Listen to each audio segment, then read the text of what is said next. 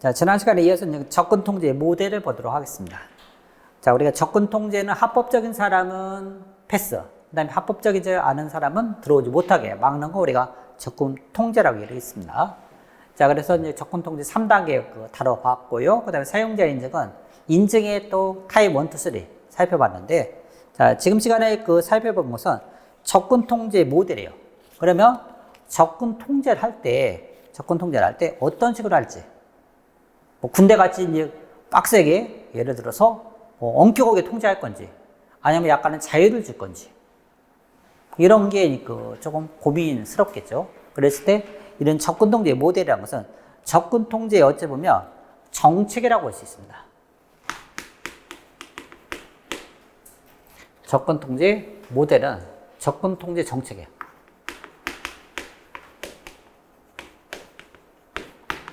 어떤 기준에 의해서 통제를 할 거냐. 제일 첫 번째 예에서 맥이 나옵니다. Mandatory Access Control에서 강제적 접근 통제라고 해요. 강제적 접근 통제. 이것이 액세스 컨트롤입니다. 액세스 컨트롤인데 Mandatory Access Control이에요. 그래서 액세스 컨트롤. 우리말로 번역하면요. 이것이 접근 통제라고 얘기도 하고 접근 제어라고도 해요.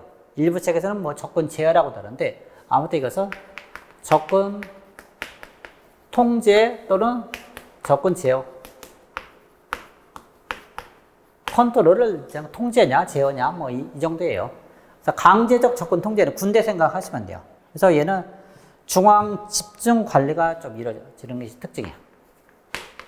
중앙 집중 관리. 약간 엄격합니다.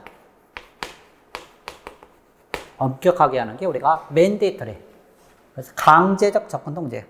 그래서 이제 군대를 얘기하면 뭐 계급 있죠.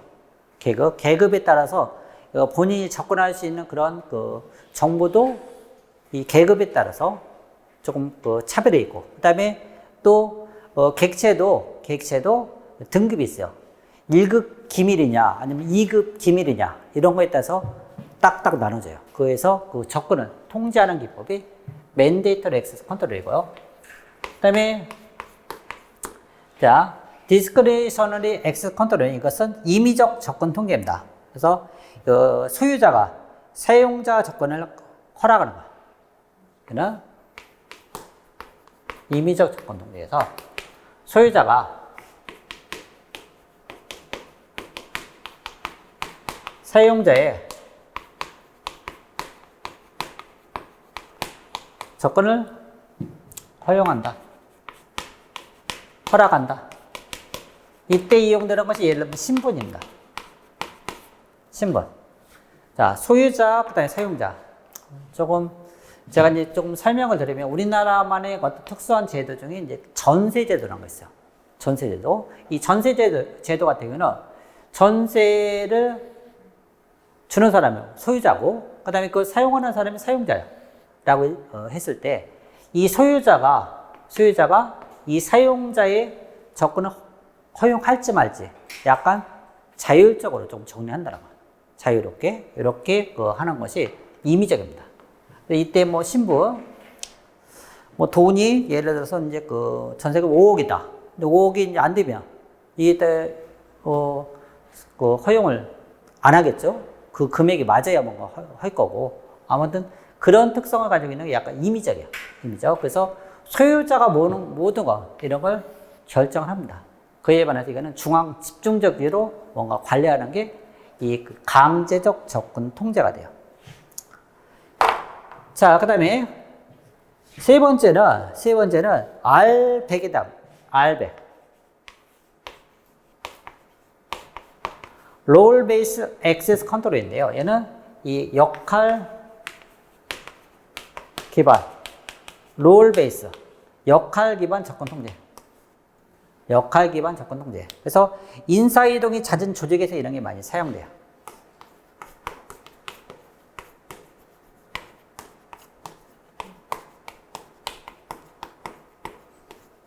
인사이동이 그 잦은 조직 같은 경우는 오서라이제이션 크립이라는 게 발생합니다.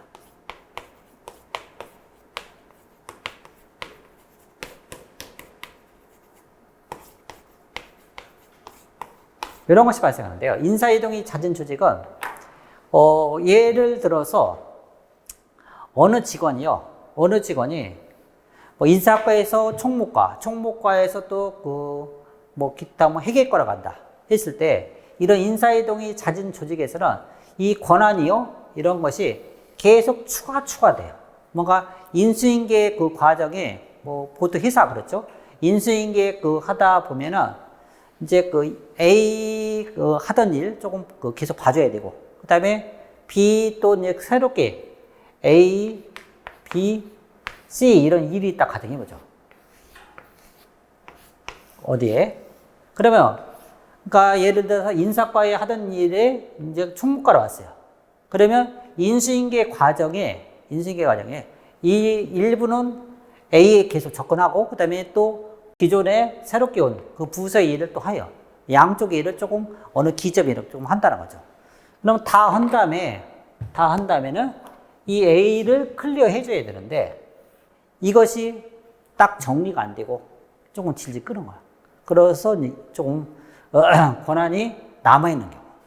또 이 직원이 이렇게 C까지 왔는데 인사, 총무, 회계과까지 인사이동이 일단 발생했다는 거야. 근데 이 세 가지가 계속 존재하는 거야. 계속. 여기도 접근하고 여기도 접근하고 이런 것이 접근이 계속 이루어지는 이런 상황이 조금 발생할 수 있는 그런 조직 같은 경우는 이런 알백을 도입하는 게 좋아요.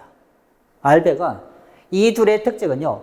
주체가 객체에 이렇게 바로 접근해요. 근데 중간에 뭐가 있냐? 역할이 있어요. 역할. 그래서 이제 그 모델이 이 역할 기반 접근 통제는 이런 식이에요. 앨리스, 다, 이브, 멜로디가 있다 가정해보죠.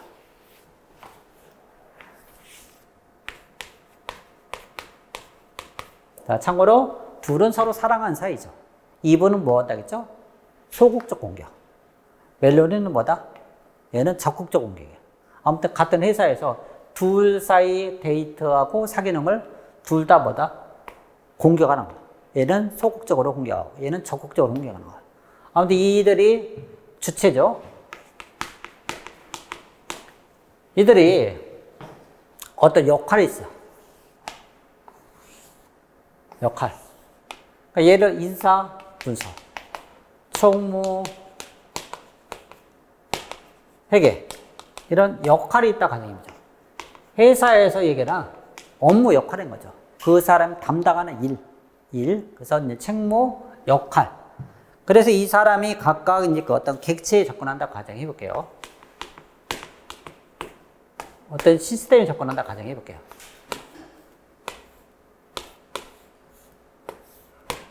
자, 앨리스와 밥은 둘이 이제 이런 인사과에 일단 이렇게 일한다고 가정해 보죠. 또 밥은 또 일부는 총무과 일까지 같이 해. 그 다음에 이분은 이런 총무에. 그 다음에 이제 멜로리는 이런 회계 일을 한다고 가정해보죠. 그러면 한 사람이 두 가지 일을 할 수도 있는 거야. 두 개의 부서 일을 할 수도 있고. 그 다음에 한 역할에는 두 사람이 여기서 일을 하는 거죠. 이렇게 가능해요. 그래서 이 부분이 이렇게 각 시스템에 이렇게 접근하고 때로는 이 부분이 이쪽으로까지 이렇게 접근한다고 가정해보면 중간에 뭐가 있냐? 이게 있다는 거. 역할은 주체와 객체 사이 약간 완충적인 역할을 해주는 거야. 완충적인 역할을 해서 이들이 매핑을 이렇게 역할해서 이쪽 객체에 접근하도록 이렇게 해주게 됩니다. 그래서 여기 이제 그 접근 권한이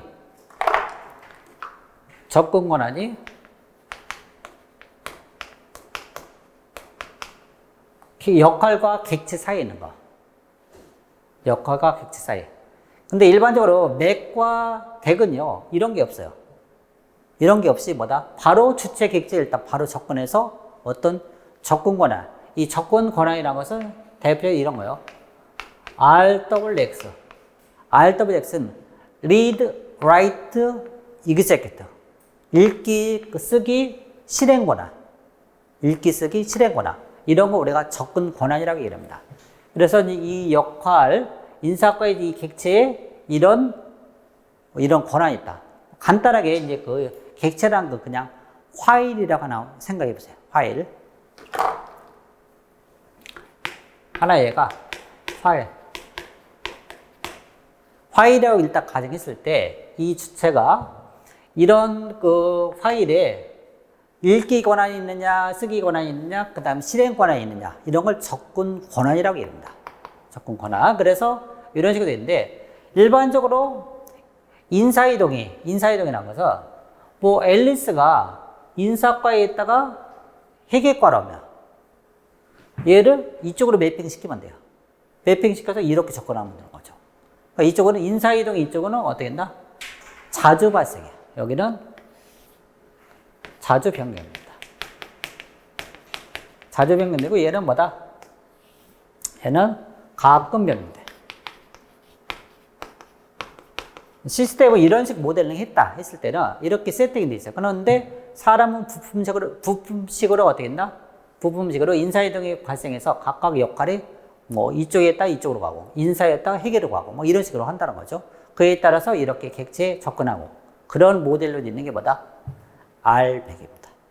그러니까 알백은 이런 맥과 덱의 어떤 장점을 좀 취했다. 그래서 이런 것이 일단 세 가지 대표적 접근 통제 모델이 됩니다. 자, 이걸 머릿속에 생각하시고 한번 또 유인물을 정리해 보도록 하죠.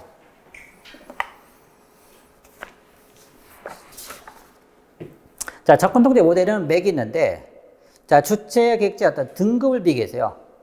등급. 그래서 예를 들어서 1급이냐, 2급이냐, 뭐 3급이냐 그런 거예요. 이런 등급을 비교해서요. 그 접근 권한을 부여하는 접근 통제. 이것이 맥이고요. 자, 그 다음에 그 덱은 접근하고 있는 주체의 이런 신분에 따라서 접근 권한을 부여하는 접근 통제다. 그 다음에 알백은 주체, 객체 사이의 역할이에요. 역할을 부여해서 그 다음 임의적 강제적 이런 약점을 보완했다. 거꾸로 얘기하면 그 장점을 취했다. 이렇게 보시는 거예요. 그래서 권한 부여는 일반적으로 그 맥은요, 시스템 전체를 중앙 집중력 관리하기 때문에 이렇게 이루어집니다. 그 다음에 이제 요 세로를 한번 볼게요. 맥은 시크릿 레이블.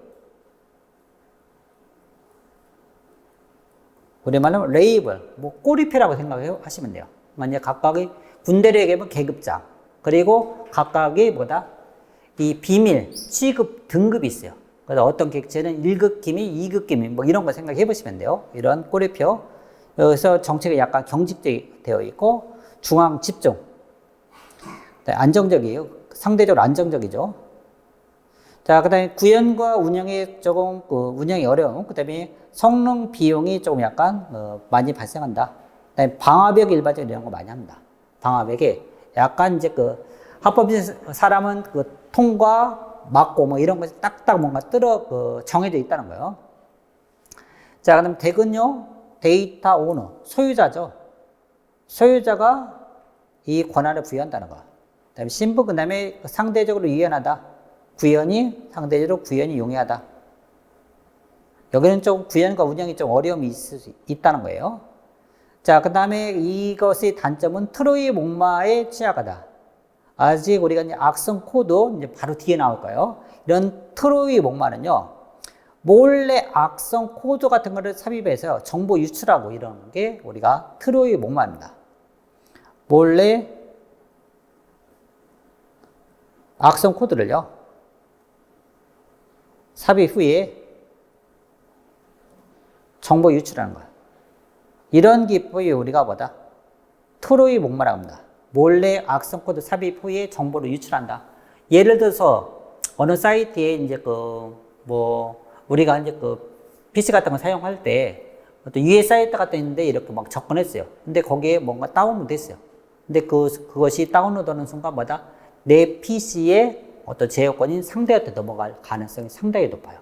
그래서 이런 것이 악성 코드가 이제 설치가 됐다는 거죠. 그래서 내 PC에 있는 정보가 전부 다 빠져나가는 거예요. 이런 것이 대표적으로 트로이 목마 악성 코드라고 볼 수 있습니다. 이런 것이 취약하다. 왜 그렇겠어요? 임의적으로 개인은 어떤 자유롭게 조금 주었어요. 하다 보니까 뭐다? 이런 게 설치될 가능성이 있다는 거죠. 근데 이제 그 상당하게 맥 같은 경우에 이런 부분이 조금 엄격하게 통제되기 때문에 상대적으로 이런 부분에 취약함은 좀 덜해요. 그다음에 아이디 도용 시에는 통제 방법이 없다. 그러니까 약간 임의성을 줬기 때문에 이 아이디가 다른 사람을 도용됐다. 그러면은 이것도 단점이 될 수 있고요. 그다음에 ACL, 이 액세스 컨트롤 리스트인데, 자, 이것은 액세스 컨트롤 리스트입니다. 액세스 컨트롤 리스트에서 얘는 이 객체 중심으로는요, 각각의 뭔가 권한이 이렇게 설정되어 있는 그런 기법이 일단 사용이 돼요. 그래서 각각의 우리가 이제 아까 식별 인지 인가에서 이런 거 봤죠? 식별 인지 인가에서 예를 들어서 루트 권한이냐 일반 사용자 권한에 따라서 각각이 접근할 수 있는 게 좀 약간 차이가 있다겠죠. 그런 기법이 여기서 덱에서 이것이 사용이 된다. 자, 그러면 RBAC은 이것도 센서럴 오소리티에서 이것을 합니다. 이거는 이제 이렇게 생각해 보시면 돼요. 뭐 우리가 이제 시스템 개발할 때 모델링 한다고 가정인 거죠. 시스템 개발 시에 시스템 개발할 때 뭔가 모델링 하는 거. 어느 회사에 시스템 개발할 때 이제 그 모델링 해서 각각의 이제 이렇게 우리 같이 이제 이런 회계과는 어느 시스템에 접근하고 이런 것을 일단 딱딱 해놔요. 그 다음에 사람은 계속 바뀐다겠죠? 바뀌고 이렇게 하기 때문에 이런 식으로 뭔가 세팅이 딱 해놔. 그러고 그에 맞춰서 주체만 일단 계속 바뀌고 인사이동이 계속 잦게 발생하니까 그런 기법이 여기서 사용되게 됩니다. 그래서 역할, 임무 이렇게 표현해요. 그 다음에 유연하고 관리 용이하다. 그 다음에 여기서 히파라는 거 나오는데 이 히파는요, 얘는 우리가 의료가 아니라 의료. 아니 병원 같은 데 생각하시면 돼요. 병원. 자, 병원 같은 데 보면 뭐 대형 상급 종합병원 같은 데 가보면요. 자, 우리가 이제 내과 갔어요. 근데 이제 또 외과 업무가 좀 있어요. 그러면 일반적으로 어떻게 한다? 서로 협진을 하죠. 협진해서 서로 정보를 공유한 다음에 어떤 환자를 고칩니다. 환자를 이제 케어를 하는 거죠.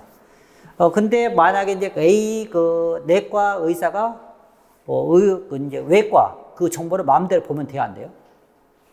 안 되는 거죠. 이것은 자기 역할에 맞게 딱딱 그것만 봐야 돼요. 그리고 꼭 필요하면 뭐다? 협진 요청을 해서 그 정보를 공유해서 환자를 치료 그 목적으로만 이렇게 서로 공유해서 보는 거죠. 그렇게 뭔가 엄격하게 나눠지는 이런 개념이 히파가 이제 적용 사례라고 일단 볼 수 있습니다. 자, 문제 한번 볼까요? 자, 임의적 첫 번째에 대해서 옳지 않은 것은 뭐냐? 자, 사용자가 주어진 역할에 따라서 접근을 허용하는지 마련의 규칙이다. 이거는 뭘 얘기하고 있어요? RBAC이죠? 간단히 답은 1번입니다. 자, 나머지 2, 3, 4번은 특징인데, 주체 또는 주체가 소속되어 있는 그룹의 아이디에 근거로 해서 객체에 대한 접근을 승인하거나 제한한다. 그 다음에 소유권을 가진 주체가 이거는 소유자가 되는 거죠. 소유자가 객체에 대한 권한의 일부 또는 전부를 자신의 의지, 소유자의 의지에 따라서 다른 주체에게 일단 부여한다. 그러니까 이 소유자의 의지가 상당히 중요하다는 거예요. 이것이 덱이 갖는 특징 중에 하나입니다. 그 다음에 전통적인 유닉스 파일 접근제요. 이것이 적용됐다. 자, 유닉스 파일 접근제요. 자, 상용 OS라든지 이런데 일반적으로 덱이 많이 적용이 됩니다. 자, 유닉스 같은 경우는 이런 식으로 돼 있어요. A 파일에 접근 권한이요. 여러분 이런 식으로 돼 있습니다. 예를 들어서 바에 RWX 이런 식으로 나눠져 있어요. 자, 이 바라는 것은 파일의 종류예요. 그러니까 일반 파일 같으면 이렇게 바로 돼 있고요. 뭐 디렉토리 D 이런 식으로 있는데 그게 이런 게 있다 하는 정도만 일단 보시고 중요한 것은 이 부분이에요. 자, 세 개씩 이렇게 끊어지는데요. 자, 유닉스는 소유자, 그 다음에 그룹, 그 다음에 기타, 디아더 이렇게 권한을 나눠줍니다. 그러니까 소유자 본인이 읽기, 쓰기, 실행 권한을 주면 RWX, 제일 앞부분에 주고, 그 다음에 자기가 소속된 그룹의 권한을 줄 때 두 번째. 그 다음에 그 다음에 자기 그룹 빼고 기타 등등의 권한을 줄 때 RWX 세 번째 주는 거야. 그러니까 각각 뭐다? 세 개씩 이렇게 딱딱 끊어져 있다는 거죠. 그러니까 총 그래서 3비트, 3비트, 3비트 이렇게 사용이 된다는 거. 3비트씩. 자, 이런 것이 유닉스 파일 접근지에 뭐가 덱이 사용이 된다. 이렇게 볼 수가 있습니다. 그래서 접근 통제에 이렇게 다뤄봤어요. 자, 다음은 악성 소프트웨어의 분류를 보도록 하겠습니다. 자, 악성 소프트웨어 분류에서 보면, 자, 크게 이제 우리가 악성 코드 또는 악성 소프트웨어인데요. 시스템 보안에서 나오는 중요한 주제를 조금 한번 정리해 볼게요. 자, 시스템 보안에 특히 이제 클라이언트 보안 쪽이 좀 중요해지는데요. 클라이언트 보안에서 나오는 것 중에 악성 소프트웨어, 악성 코드의 종류가 있습니다. 물론 이거 말고도 이제 제가 용어집 같은 게 있어갖고요. 이 용어집을 통해서 이제 쭉 가볍게 좀 읽어보시는 그런 것도 많이 좀 필요해요. 실질적으로 이제 우리가 기초적인 것을 일단 한 다음에요. 자, 어느 정도 가지를 좀 치셔야 되는데, 이제 보안을 공부하실 때는요, 용어가 조금 친숙하셔야 돼요. 각종 용어, 모든 시험이 다 동일하죠. 영어, 문장을 빨리빨리 읽으려면 영어 단어가 계속 막히면은 조금 빨리빨리 못 읽는 거와 동일하게, 우리가 이제 보안도 용어를 어느 정도 좀 친숙하셔야 빨리빨리 이제 문서라든지 이런 내용을 좀 읽을 수가 있습니다. 그래서 그런 용어집도 있으니까 이동 중에 간단하게 좀 보셔도 괜찮아요. 자, 그래서 제가 이제 악성 소프트웨어 설명하면서 몇 개 설명을 좀 드려보도록 하겠습니다. 악성 소프트웨어 또는 악성 코드라고 얘기합니다. 악성 코드, 악성 소프트웨어. 자, 왜 우리가 악성 코드, 악성 소프트웨어라 얘기를 하냐면요. 이런 악성은요, 일반적으로 개발자와 사용자가 다르기 때문에 이런 것이 발생해요. 이 이유는 뭐다? 개발자와 사용자가 다르기 때문에 이것이 발생하는데, 개발자하고 사용자가 동일하다. 자기가 개발하는데 악의를 가지고 골탕 먹이려고 개발하나요? 그런 건 없겠죠. 그래서 일반적으로 개발하는 사람이 사용자를 골탕 먹이기 위해서, 그래서 이것이 다르기 때문에 이런 악성 소프트웨어 같은 것이 발생할 수 있다. 물론 이제 착한 개발자 같은 경우는 뭐다? 이 사용자가 잘 사용하도록 이렇게 하긴 할 거예요. 근데 악의를 가졌죠. 악의를 가졌습니다. 그래서 이걸 악성 소프트웨어 또는 악성 코드라고 얘기합니다. 자, 그러면 이제 크게 악성 소프트웨어는 숙주 유무에 따라서 종속형과 독립형으로 나눌 수 있습니다. 숙주가 있느냐 없냐? 제가 종속형, 그 다음에 독립형. 그러니까 숙주라는 것은 어떤 기생에서 이렇게 살아가는데 그런 숙주가 있으면 이제 종속형이고, 그거 없이 막 살아갈 수 있다면은 독립형이다. 이렇게 볼 수가 있습니다. 그래서 이제 종속형 중에는 우리가 뭐가 있냐? 대표적으로 트랩도어가 있습니다. 트랩도어는요, 이 백도어가 있어요. 백도어라고 얘기를 하는데, 자, 도어인데 뭐예요? 뒷문이죠. 뒷문. 그러니까 앞문이 아니라 프론트 도어가 아니라 백도어예요. 뒷문을 몰라가. 이 뒷문이 어떤 데 주로 사용되냐면요. 우리가 시스템 유지 보수하다 보면은 조금 프론트로 아이디 패스워드나 이렇게 합법적으로 막 계속 접근하려면 좀 시간도 걸리고 그러니까 관리를 위해서 유지 보수 목적으로 뒷문 같은 걸 일부러 만들어 놔요. 바로 접근해서 데이터베이스 수정하고 나오고 이런 식으로 하는데, 이런 뒷문이 이제 유지하는 사람만, 유지 보수자만 이것을 알아야 되는데, 만약에 공격자가 이걸 알았다. 공격자가 알았다. 그러면 어떻게 될까요? 상당히 문제가 발생하겠죠. 내 뒷문은 다른 사람이 알아. 공격자가 알았다. 그러면 뒷문 몰래 들어와서 뭐요? 다 훔쳐가겠죠. 이런 것이 우리가 뭐다? 트랩도, 백도예요. 트랩도, 백도고. 그 다음에 논리 폭탄인데, 로직 밤입니다. 논리 폭탄이야. 자, 이 논리 폭탄은요, 이런 식이에요. 예를 들어서 이제 어느 회사의 개발자가 이제 프로젝트를 같이 수행했어요. 그래서 프로젝트가 다 끝난 다음에, 이제 개발자가 소스코드에다가, 요즘 뭐 소스코드는 엄청나게 긴 소스코드가 많죠.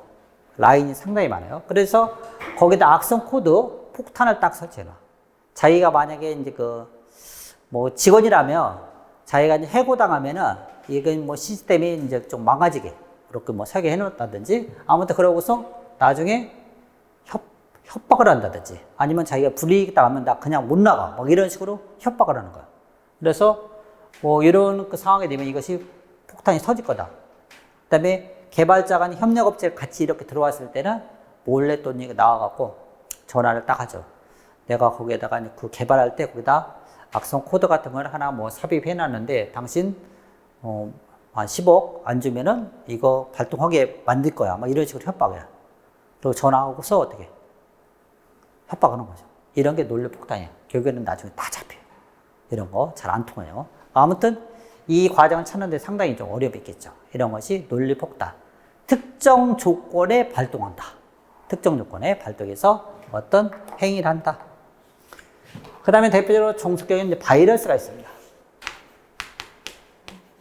바이러스. 이거 많이 들어봤죠? 바이러스. 그 다음에 독립형에는요, 웜이 있고요. 웜. 이 웜은요, 복사 계속 이가 네트워크를 통해서 복제하고 그 다음에 증폭을 계속해요. 막 개체가 막 네트워크를 타고 가면서 증폭하고 계속하는 그런 특징을 많이 가지고 있습니다. 그 다음에 이거는 좀비가 있어요.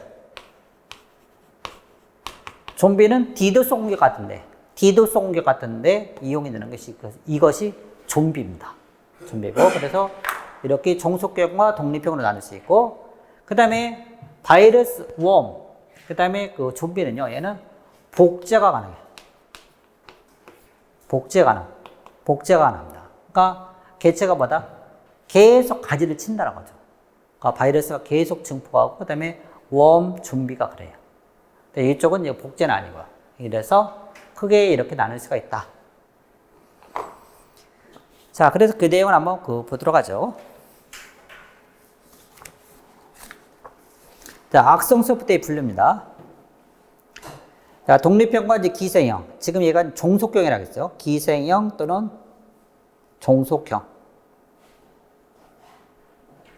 자, 독립형은 자체적으로 구동될 수 있는 프로그램으로 운영체제에서 스케줄 내에서 구동한다.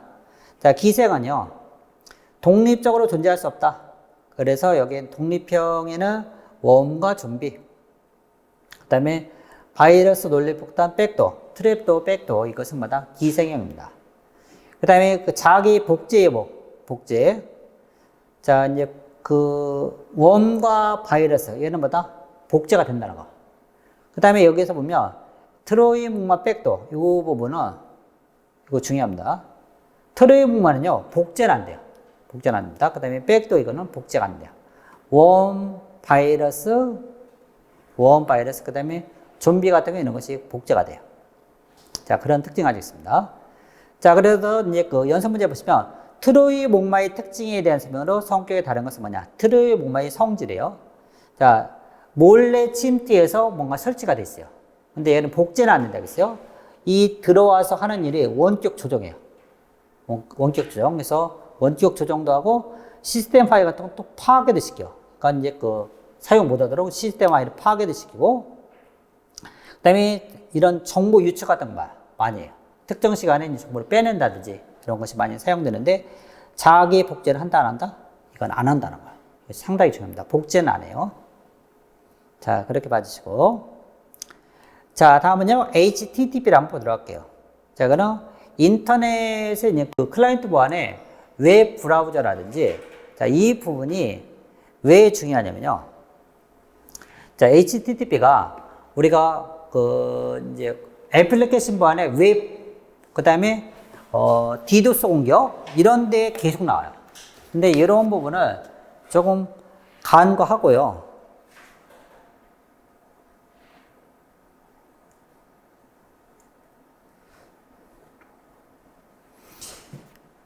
이제 지금 이제 그 기초 강의이면서도 상당히 중요한 부분 중에 하나예요. 우리가 이제 그 공부를 하시다 보면은 조금, 특히 이런 거예요.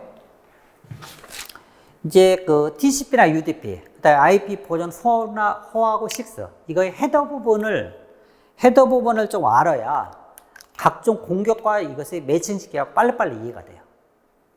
그런데 이제 그거를 제가 이제 그 이번 기초 강의를 통해서 그거를 정리하고 암기를 하라고 할 거예요. 그걸 암기하고 가야 각종 공격이 이것이 그 헤드 부분과 이어져 갖고 이제 각종 공격이 이어지는구나. 이런 게 이해가 빨리빨리 오거든요. 근데 그런 부분을 안 하고선 그냥 들어가면 듣긴 들었는데 이게 어디와 관련됐는지 이게 매칭이 잘 안 돼요. 그래서 그런 부분과 관련돼 있고, 그 다음에 지금 제가 설명하는 HTTP는 웹 통신할 때, 우리가 지금도 막 웹 통신 많이 하죠? 그런 거 할 때 이제 많이 또 나오고, 이런 부분이 각종 공격과 또 연결이 돼 있어요. 연결되어 있기 때문에 이 HTTP 프로토콜에 대해서는 자세히 좀 알고 계셔야 돼요. 자, 그래서 이제 보시면 그 기본 개념을 일단 잡아보도록 할게요. 자, 먼저 비용속적 연결과 영속적 연결. HTTP 1.0과 그 다음에 1.11 버튼 차이를 가지고 있는 것 중에 하나가 지금 여기 한번 보죠. Connect, Request, Response. 자, 연결하는 거예요. 연결하고 그 다음에 요청과 Response. 요청과 Response라는 것은 간단히 이거예요. 클라이언트가 이 서버에 뭔가를 조회하고 딱 클릭했어요. 예를 들어서 내 정보 뭔가를 게시판 하나 글을 딱 클릭했어요. 클릭하면 그 클라이언트가 이 서버의 그 게시판 정보를 읽고자 하는 거죠. 읽고자 하는 겁니다. 그렇게 일단 요청하고 응답하는 거. 그 다음에 비용속적 연결은 HTTP 1.0의 이 기법이 사용되는데, 두 번째 갈 때 이제 바로바로 첫 번째 게시글, 그 다음에 두 번째 게시글 읽을 때 또 커넥트하고 또 리퀘스트와 리스폰스, 이것이 계속 커넥트가 이루어진다. 그러면 이 부분이 부하가 좀 많이 걸리겠죠. 이것이 비영속적 연결이고, 그 다음에 1.11에서는 자, 이것이 영속적으로 합니다. 여기서 봐보시면 커넥트, 리퀘스트, 리스폰스 다음에 커넥트가 있어요, 없어요? 없죠. 또 리퀘스트, 리스폰스. 그러니까 이 부분이 지금 생략이 된 거죠. 이것이 우리가 HTTP 1.1이 최신 버전 같은 경우는 전부 다 이런 특징을 가지고 있다. 이렇게 볼 수가 있습니다. 자, 이랬을 때 HTTP 트랜잭션 한번 보죠. 자, 지금 방금 전에 같이 리퀘스트와 리스폰스라고 했는데요. 리퀘스트와 리스폰스입니다. 요청과 응답이에요. 요청과 응답인데, 자, 여기서 보면 리퀘스트, 그러니까 예를 들어서 클라이언트가 이 서버에 어떤 정보를 요청하는 거죠. 그 다음에 이거는 리스폰스인데, 리퀘스트 라인, 헤더, 블랭크 라인, 그 다음 바디예요. 일단 여기다 보면 상태 라인, 헤더, 블랭크, 그 다음에 바디예요. 자, 전부 다 보면 이 부분은 뭐예요? 두 개가 공통이죠. 이 두 개가 서로 동일해요. 밑에 부분은 동일하죠. 그럼 제일 위에만 다르다는 거죠. 리퀘스트 라인하고 그 다음에 상태 라인, 이 부분만 일단 다릅니다. 밑에 헤더하고 한 줄 B는 블랭크 라인, 그 다음에 바디. 이건 동일해요. 잘 보시고. 자, 이랬을 때 지금 보면, 지금 자꾸 확대해 가는 거. 지금 여기 보는 거예요, 이제. 요거. 리퀘스트 라인. 그러니까 리퀘스트라는 것은 이 서버 쪽에 뭔가를 요청한다는 거죠. 그에 따라서 얘는 이제 반대로 그 정보를 일단 제공해 주는 거죠. 자, 이랬을 때 요청 메시지는 요청이나 응답이나 헤더라인, 블랭크라인, 바디는 뭐다? 동일하다. 동일하다. 이렇게 볼 수 있어요. 그래서 여기 보면, 자, 구조를 일단 공통된 데 먼저 한번 볼게요. 헤더라인, 그 다음 헤더 네임, 이렇게 쭉, 헤더라인에는 헤더가 여러 개 일단 쭉 나열됐습니다. 그 다음에, 블랙라인은 보시면은, 캐리지, 리턴, 그 다음에 라인 피더. 이 두 개는요, 뭐냐? 간단하게 얘기하면 우리가 아래 한것 같은데 작성해보면 어느 문장이 다 끝났어. 그럼 어떻게 해요? 엔터를 딱 치면 커서가 어디로 오죠? 맨 앞으로 오죠. 맨 앞으로. 뭐 그런 건 생각하시면 돼요. 캐리지, 리턴, 라인 피더가 한 줄. 그래서 하나의 헤더가 끝나면 캐리지, 리턴, 라인 피더 이것이 각각 하나씩 있다는 거야. 그래야 이 한 줄이 끝나는 거죠. 한 줄이야. 그 다음에, 여기는 블랙라인이라는 것은 그냥 일부러 한 줄을 비우는 거야. 왜 그럴까요? 얘와 얘를 구분하기 위해서. 우리도 이제 그 아래 한글 같은 문서 작성할 때 어떻게 해요? 이것이 하나의 큰 문장이면, 그 다음에 어떤 또 다른 제목이면 일부러 한 줄 비우죠. 비운 다음에 이런 블랭크 라인. 그래서 한 줄을 비운다. 이거는 세 개가 전부 다 어디? 아니, 이 세 가지는 요청 메시지나 응답 메시지가 일단 동일하다. 이렇게 볼 수가 있습니다. 자, 그 다음에 다른 그 부분이요. 여기서 보면 참고적으로 이 부분이요. 메서드 URL 버전인데 MUV 앞자만 따서 메서드인데 이 메서드가 간단하게 이 두 가지 몇 개 있지만 중요한 것이 get하고 post 같은 게 있다고 가정해볼게요. get과 post가 있습니다. 자, get은 자료를 일반적으로 읽기 할 때 이런 기법이 많이 사용돼요. 그에 반해 post는 자료를 어디에 보내기.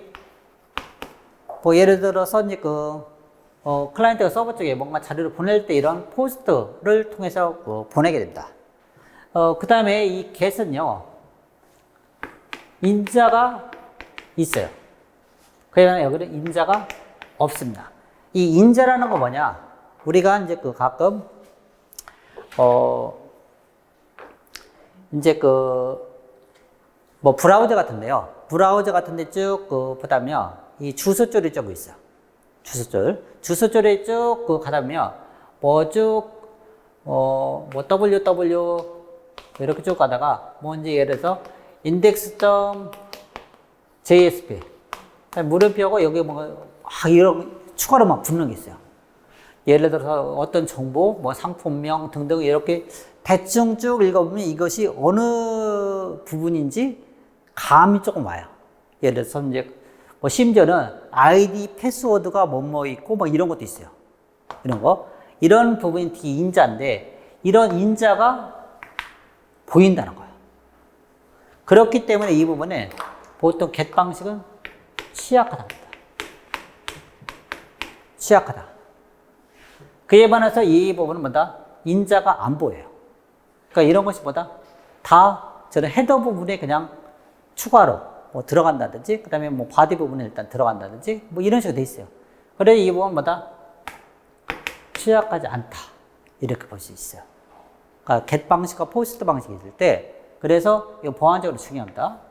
이런 내용을 봄으로써 뭔가 유추가 되냐 안 되냐. 그것이 뭐다? 메서드와 관련돼 있어요. 메서드. 그런 기법이 이제 나중에 이제 애플리케이션 보안에 공격 기법이 이런 게 나와요. 인자가 있느냐 없냐. 자, 그리고 여기서 추가로 이제 공격을 조금 한번 좀 정리해 볼게요.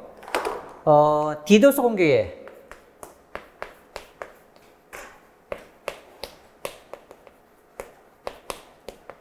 디도스 공격에서의 느림보 3형제가 있는데요. 자, 디도스 공격은 최근에 디도스 공격은 과거의 디도스 공격은 예를 들어서 이제 뭐 청와대가 좀 밉다. 뭐 대통령이 하는 게 뭐 이제 되게 미워. 그래서 거기에 대량의 트래픽을 계속 보내는 이런 방법도 있을 수 있고 이 기법은 느림보예요. 자, 많은 숫자가 필요 없어요. 한번 세션을 누른 다음에 일을 아주 천천히 해요. 천천히 하니까 이 세션이 끝나지가 않는 거야. 세션이 계속 물고 있다는 거죠. 그래서 일을 아주 천천히 하는 거야. 이것도 상당히 효율적인 디도스 기법 중에 하나예요. 자, 그래서 예를 들어 이런 거예요. 자, 첫 번째. 슬로우 롤리스. 자, 이거는 풀네임이 슬로우 HTTP 헤더도스라고 얘기합니다. 슬로우 HTTP 헤더도스야. 헤더도스. 자, 중요한 것은 슬로우가 들어가 있어요. 그 다음 HTTP 헤더도스인데 그 기법이 뭐냐? 이거예요. 이게 이제 그 요청을 딱 보내는데 여기 보면 carriage return line feed, carriage return line feed. 그 다음에 마지막에 뭐예요? carriage return line feed. 요게 두 개가 연달아서 두 개가 나와야 뭐다? 헤더가 끝나는 거죠. 두 개가 다 나와요. 근데 하나 나오고 계속 하나만 있는 거야. 두 개가 없다는 거야. 그럼 어떻게 해요? 서비스, 그 클라이언트 서버가 있을 때 서버는 어떻게 해요? 계속 기다리는 거야. 이 헤더를 통해서 뭔가 판단을 하거든요. 그러니까 헤더를 통해서 그 다음에 어떤 서비스가 이루어지는지 뭔가 판단하는데 이 헤더가 끝을 안 나는 거야. 이 두 개가 연달아 있어야 되는데 하나만 있는 거야, 계속. 그러면서 첫 번째든지 두 번째든지 얘가 계속 나눠서 이렇게 보내는 이런 기법이 뭐다? 슬로우 HTTP 헤더스, 일명 슬로우 롤리스. 자, 다음엔 루디 공개를 하겠습니다. 자, 이거는 슬로우 HTTP 포스트도스예요. 자, 이 풀랩은요, Are you dead yet? 너 아직 죽지 않았느냐? 이거예요. Are you dead yet? 그래서 얘는 슬로우 HTTP 포스트도스예요.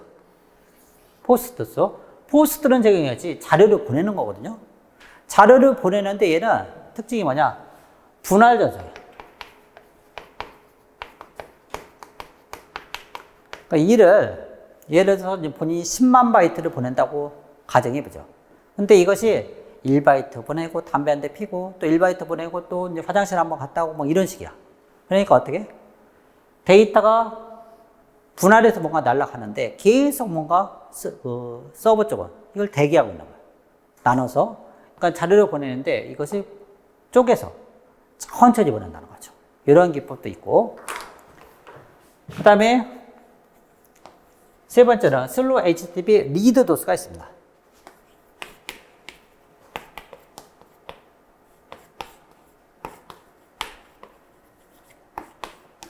자, 리드 도스는 뭔가 읽어가야 되는데 서로 이제 그 정보를 읽어가야 되는데 읽는 것도 뭐 천천히 읽는다는 거.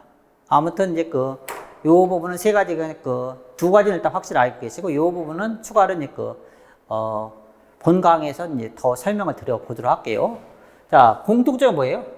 이거죠? HTTP 천천히 나. 슬로우 HTTP.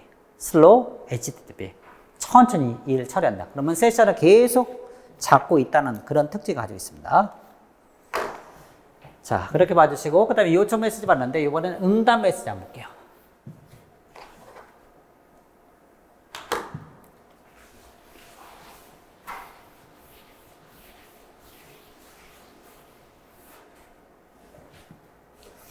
자, 이 밑에는 동일하죠? 헤더, 그 다음에 블랭크, 그 다음에 바디. 캐리지 리턴 라인 피드, 이게 두 개가 연달아 나와야 됩니다. 자, 여기서 중요한 것은 버전, 이 상태 코드예요. 스테이터스 코드, 그 다음에 프레이스가 있는데, 이 상태 코드는 우리가 예를 들어 이런 거 조금 많이 보셨을 거예요. 자, 500. 이 500은 이제 세 자리로 이렇게 TCP IP 쪽이 일단 딱 고정되어 있어요. 이런 식으로, 이런 경우에는 internal 서버 에러. 얘는 뭐다? 500을 줘라. 이제 코드로 딱 부여가 된 거. 이런 거 많이 보죠? 서버 에러. 때로는 200. 얘는 요청한 것을 석세스 했다는 거. 그대로 다 보여줬다는 거죠. 이런 식으로 요청에 대한 응답이에요. 얘는 내부의 어떤 문제로서 응답을 못 해줬다는 거고, 얘는 제대로 답변해줬다는 거죠. 그래서 서로 왔다 갔다 하는 거예요. 왔다 갔다. 그래서 이런 요청과 응답 메시지가 있다. 자, 그래서 실제 그 한번 봐볼까요? 지금 우리가 실제 사례가 요청과 응답 메시지에 보면 이런 게 있죠, 지금. 아까 get 방식과 포스트 방식일 때 이렇게. 메서드 URL 버전이 있고. 그 다음에 여기 보면 HTTP 1점에 요것이 상태 코드. 요거 뭐였었죠? 석세서. 성공했다는 거죠. 뭐 데이트, 그 다음에 뭐 컨텐츠 엔코딩 방식이 이제 마인 방식이다. 그 다음에 컨텐츠 랭스가 이런 거. 컨텐츠 길이. 이 컨텐츠 랭스가 이런 것이 아까 그 했던 슬로우 HTTP 포스트 도스. 이런데 이것이 이용이 좀 됩니다. 예를 들어서 이 컨텐츠 랭스가 한 10마인데 이것을 어떻게 했나? 분할 전송한다든지. 그러니까 이제 그 랭스가 예를 들어서 이 정도 보낸다는데 충분히 다 아는 거죠. 이런 공격과 관련돼 있다. 이것이 컨텐츠 랭스가요. 분할 전송.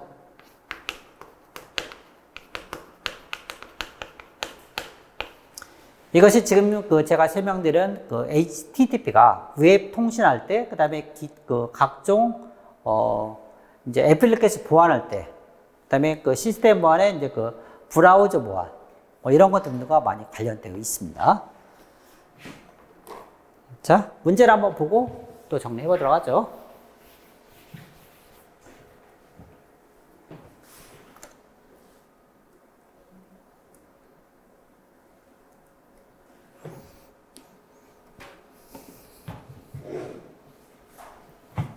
자, HTTP 버전 1.11입니다.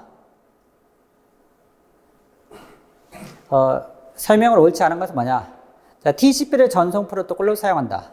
자, 그렇습니다. 우리가 HTTP는요, 응용 계층입니다. 응용 계층이고, 그다음에 아직 우리가 이제 그 네트워크 보안 쪽은 안 다뤘기 때문에 그냥 그런 게 있다고 해서 다음 시간에 보시면 돼요. 얘는 계층상 상위 응용 계층이 있고, 그다음에 TCP 계층상 전송 프로토콜에 TCP를 사용한다. 그래서 얘는 TCP 80번 포트를 사용합니다. 80번 포트를 사용하고, 그래서 얘가 전송 프로토콜에 TCP를 사용한다. 즉 뭐다? UDP를 사용하는 게 아니라 TCP를 사용한다. 그 정도 봐주시고, 요청 메시지 첫 줄 라인에는 메서드 URL, 그다음에 버전 이런 필드가 있었죠. 그 다음에 요청과 응답의 같은 연결로 이루어진 지속 연결을 기본으로 하고, 이것은 그 분리된 별도의 연결을 이용하는 비지속적 연결도 지원한다. 그래서 우리가 이제 그 HTTP 1.0과 그다음 1.11 이런 게 두 개 있었죠. 그거 연상하시면 되고, 자, 그다음 HTTP 서버와 클라이언트의 정보를 유지하는 상태 프로토콜이다. HTTP는요, 스테이트 풀 프로토콜이 아니라 얘는 스테이트 리스 프로토콜입니다. 상태 유지하지 않는 그런 프로토콜에 갖는 특징 중에 하나 있어요.